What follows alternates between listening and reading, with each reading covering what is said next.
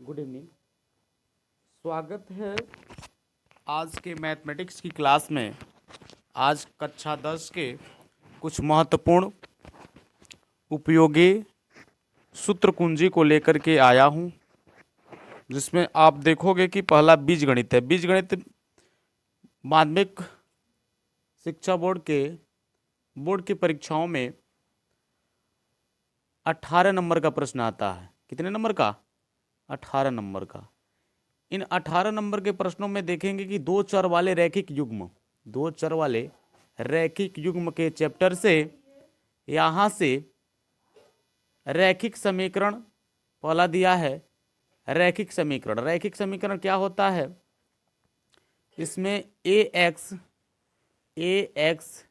by plus C बराबर 0, ax plus B Y plus C बराबर 0, x Y का मान समीकरण का x तथा y का मान क्या होता है? समीकरण का हल होता है। उसी प्रकार यहां से देखेंगे अगला दो चरों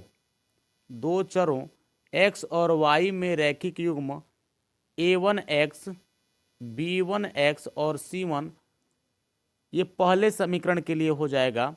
ये मूल समीकरण होता है, पहले समीकरण का मूल समीकरण। और दूसरे का मूल समीकरण क्या होता है? a2x plus b2x plus c2 बराबर 0। यहाँ पे देखेंगे कि इसमें दोनों समीकरणों को हल करके x और y का मान ज्ञात करना समीकरण का हल कहलाता है।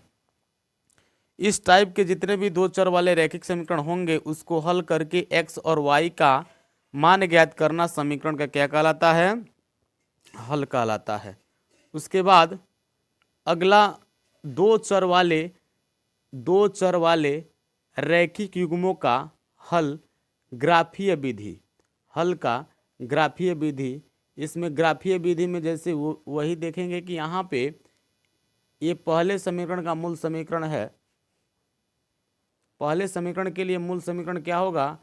a1x a2x b1x plus c1 बराबर 0 दिया है। यहाँ से a1x plus b1x plus c1 बराबर 0। दूसरे समीकरण के लिए देख सकते हैं a2x plus b2x plus c2 बराबर 0। यहाँ से आगे के देखेंगे यदि ग्राफ पर दोनों रेखाएं एक दूसरे को प्रतिच्छेदित करें तो, जैसे आप जानते हैं कि जब ग्राफ ऐसे बनाते हैं, ऐसे ये y अक्ष है और ये x अक्ष है, तो जब इस पे ग्राफ स्केच करते हैं तो यदि दोनों रेखाएं ग्राफ के दोनों रेखाएं एक दूसरे को, अर्थात दोनों समीकरण की दोनों रेखाएं जब किसी एक बिंदु पर प्रतिच्छेदित करती हैं, तो प्रतिच्छेदित करने का मतलब यह कि वो दोनों जैसे ऐसे एक दोनों क्या करेंगे? प्रतिच्छेदित किसी एक बिंदु पर करेंगी तो a1 बटे a2 not equal b1 b2 अर्थात a1 और a2 का वैल्यू a1 बटे a2 और b1 बटे b2 का जो अनुपातिक वैल्यू होगा वो क्या होगा? आपस में बराबर नहीं होगा। जब इस तरह से आएंगे, जैसे यहाँ देख सकते हैं, तो यहाँ पे क्या होगा? a1 a2 not equal b1 b2। जब ऐसे होगा तो दोनों रेखाएं क्या होंगी? एक दूसरे को किसी एक बिंदु पर क्या करेंगी? प्रतिच्छेदित करेंगी। उसके बाद देखिए अगला दिया है यदि दोनों रेखाएं क्या हो? यदि दोनों रेखाएं किसी एक बिंदु पर क्या करती हो, जैसे यहाँ पे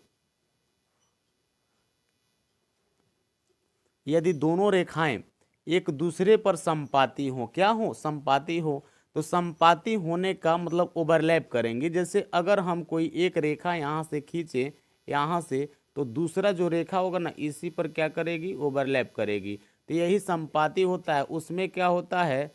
a1 बटे a2 बराबर b1 बटे b2 बराबर C1/C2।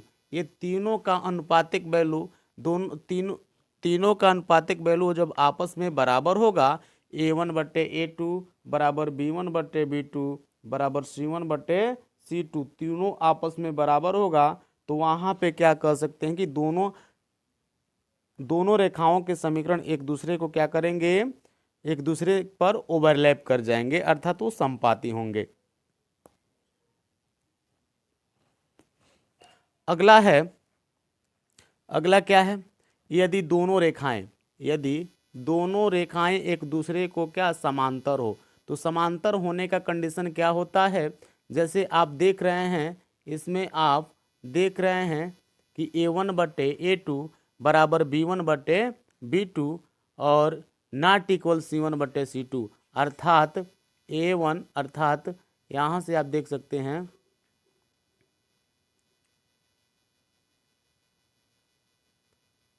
A1/A2 बराबर B1/B2 और नॉट इक्वल C1/C2। यदि दोनों समीकरणों के चर का गुणांक A1/A2 बराबर B1/B2 नॉट इक्वल C1/C2 के रूप में हो, तो वो दोनों रेखाएं एक दूसरे के समांतर होंगी। दोनों रेखाएं क्या होंगी, एक दूसरे के समांतर होंगी। जैसे ये दोनों रेखाएं एक दूसरे क्या होंगी, समांतर होंगी, किसी भी बिंदु पर प्रतिच्छेदित नहीं करेंगे।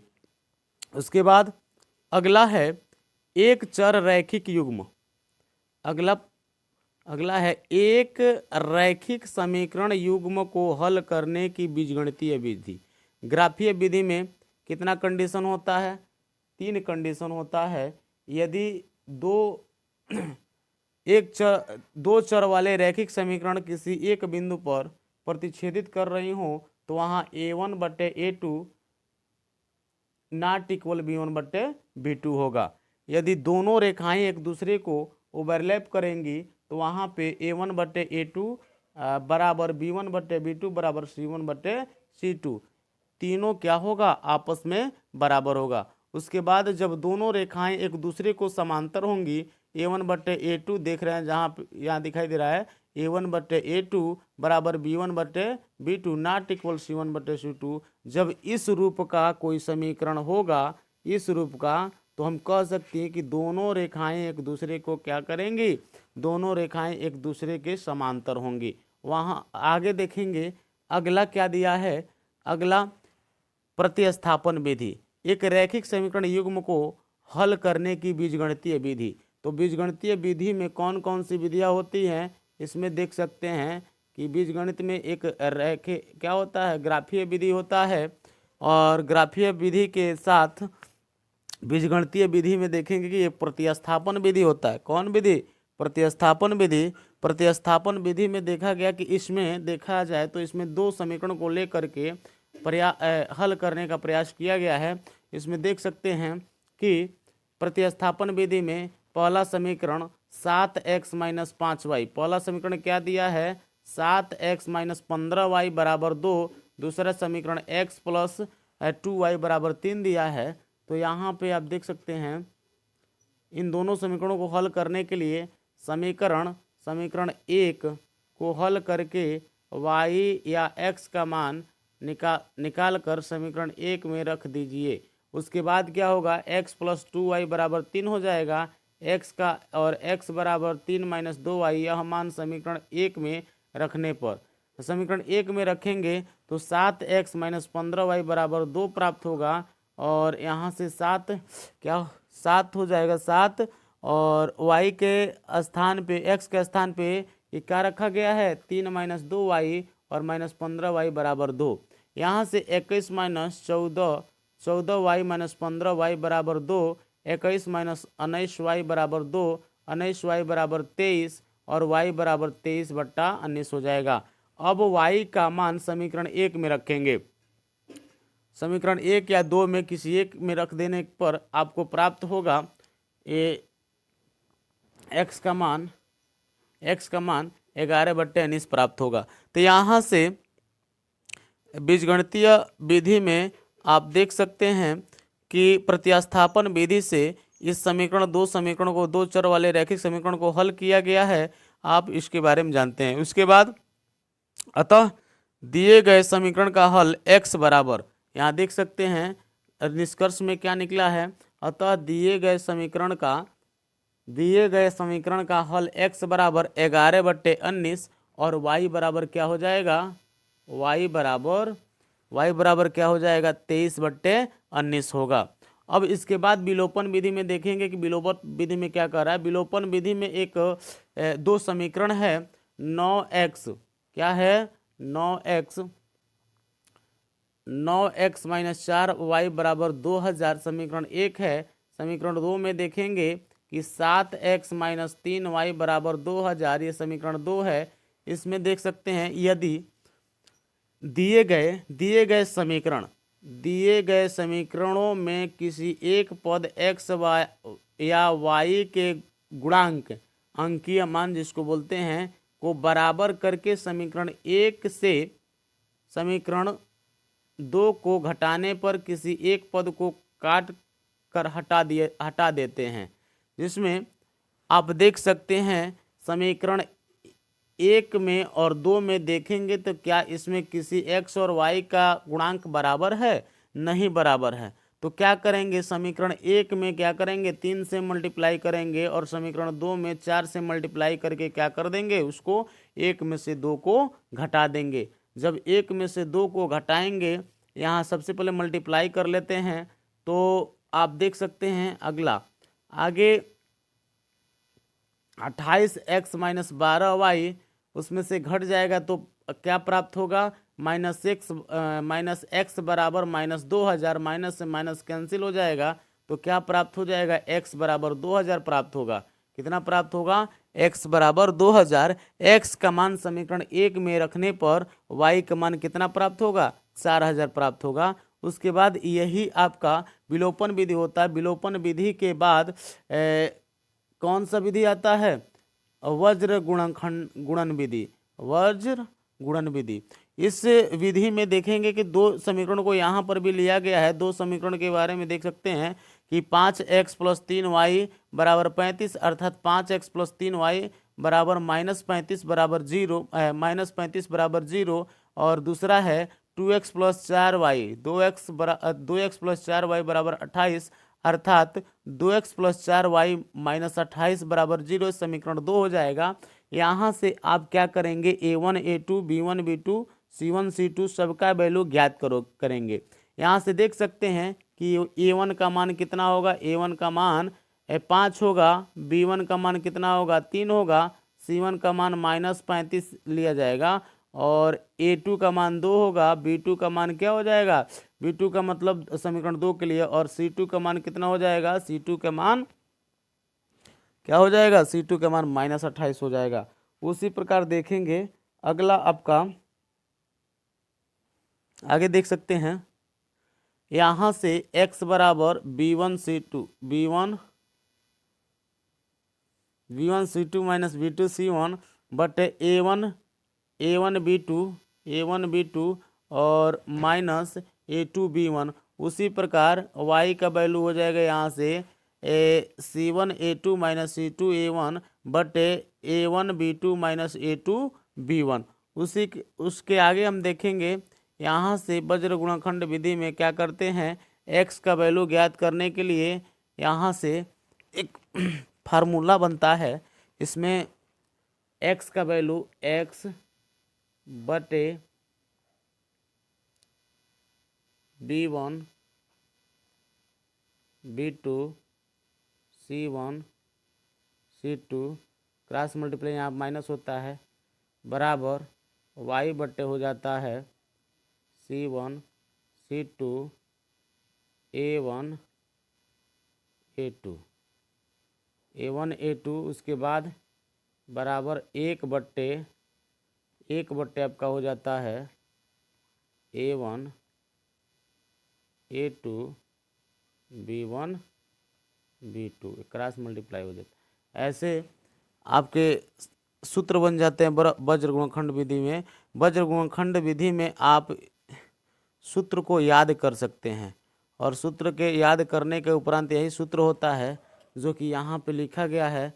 इस सूत्र के माध्यम से आप क्या कर सकते हैं, सवाल को सॉल्व कर सकते हैं। आगे देखिए, अगर अगला दिया है द्विघाती समीकरण। अगला क्या है, द्विघाती समीकरण। द्विघाती समीकरण में देख सकते हैं द्विघाती समीकरण की पहचान करना। द्विघाती समीकरण का पहचान कैसे करेंगे, सबसे पहले यहाँ से किसी भी समीकरण को हल करने पर वह ax² plus bx plus c बराबर 0 के रूप का होगा तो वह द्विघाती समीकरण होगा। यही द्विघाती समीकरण का क्या होता है, मूल समीकरण होता है। ये द्विघाती समीकरण का क्या होता है, मूल समीकरण होता है।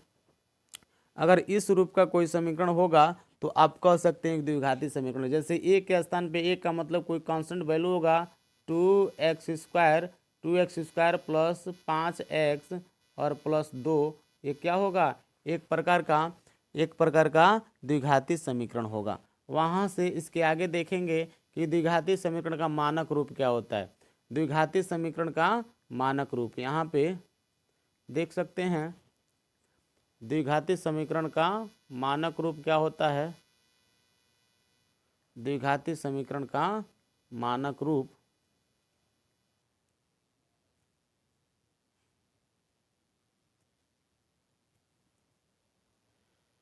द्विघाती समीकरण का मानक रूप, यहाँ से आप ax² plus bx plus c बराबर 0, जहाँ a बराबर क्या है 0, 0 नहीं, ये यहाँ पे होना चाहिए नॉट इक्वल 0। a का मान कभी भी 0 के बराबर नहीं होना चाहिए। यदि a का मान 0 होगा तो ये टर्म पूरा गायब हो जाएगा, अर्थात a का मान 0 होगा तो x² का टर्म नहीं होगा, तो वहाँ से आपको प्राप्त होगा bx प्लस c। तो ये द्विघाती समीकरण नहीं होगा, क्यों, क्योंकि ये एक घात वाला समीकरण बन जाएगा। उसके बाद देखिए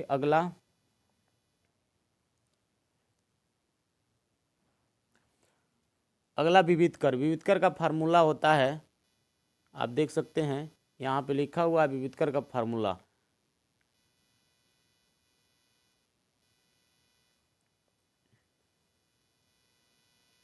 विविधकर का d बराबर b² माइनस 4ac, ये विविधकर का क्या होता है, यही विविधकर का d बराबर b² माइनस 4ac फार्मूला होता है।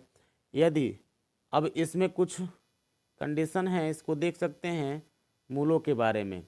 मूल या हल उसी को बोलते हैं। मूल कहिए हल कहिए, मूल कहिए हल कहिए या शून्य कहिए, बात एक ही होता है। यहाँ से जब मूल भिन्न तथा वास्तविक हो, जब मूल भिन्न तथा क्या हो, वास्तविक हो, तो वहाँ पे क्या होता है, जब मूल भिन्न तथा वास्तविक हो तो वहाँ पे d इज ग्रेटर देन क्या होता है, 0 होता है, d इज ग्रेटर देन 0 होता है।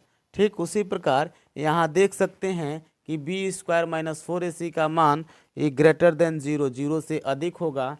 जब b² एंड d का वैल्यू d के स्थान पे b² माइनस 4ac होता है, b² minus 4ac greater than 0, यानी 0 से अगर अधिक होगा तो क्या होगा, उसके मूल वास्तविक होंगे। जब मूल बराबर हो तथा वास्तविक हो तो d का मान क्या होता है, d बराबर 0 होता है। यदि d का मान 0 हो तो मूल वास्तविक तथा बराबर होगा। उसके बाद या b² माइनस 4ac का मान 0 के बराबर होगा, b² माइनस 4ac का मान 0 के बराबर होगा तो क्या होगा, मूल बराबर तथा वास्तविक होगा। उसके बाद यहाँ पे आप देख सकते हैं कि लिखा है जब मूल वास्तविक, क्या लिखा है, जब मूल वास्तविक हो, वास्तविक न हो अर्थात काल्पनिक हो, तो वहाँ पे d इज लेस देन 0, अर्थात कभी भी d विविधकर क्या होगा, 0 से कम आएगा, ऋणात्मक वैल्यू आएगा तो वहाँ पे क्या हो जाएगा, जब ऋणात्मक वैल्यू आएगा तो वहाँ पे हल क्या होगा, काल्पनिक हल होगा, वास्तविक कोई हल नहीं प्राप्त होगा। वहाँ से अब आगे देख सकते हैं निर्देशांक ज्यामिति। तो निर्देशांक ज्यामिति को अगले वीडियो में अध्ययन करेंगे। धन्यवाद।